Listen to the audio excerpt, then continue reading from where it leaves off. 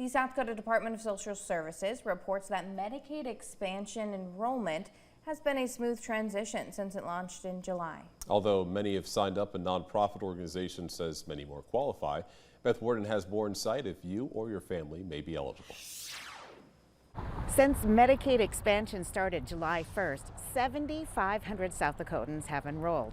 Today we're introducing you to Justin, and he says enrolling in Medicaid has changed his life. 4 years ago, Justin Stillwell's life completely changed with a diagnosis of Crohn's disease.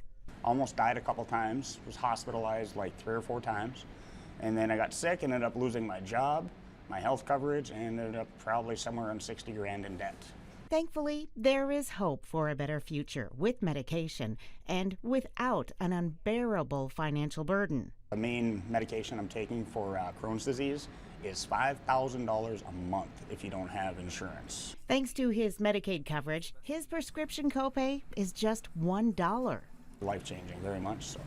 Shelley Tidnaple with the nonprofit Community Healthcare Association of the Dakotas, or CHAD, explains just how much Medicaid can cover. The full cost of healthcare for things like hospital visits, medications, dental care, behavioral health care, so it really runs the gamut.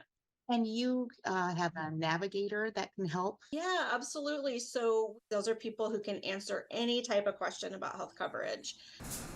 Justin's experience of applying was straightforward, and he heard back in 2 weeks. Had to submit a couple pay stubs and fill out some paperwork online, and I got approved surprisingly fast. A South Dakotan who is single and earns up to $20,000 a year can qualify, and a family of 4 earning up to $40,000 a year would be eligible.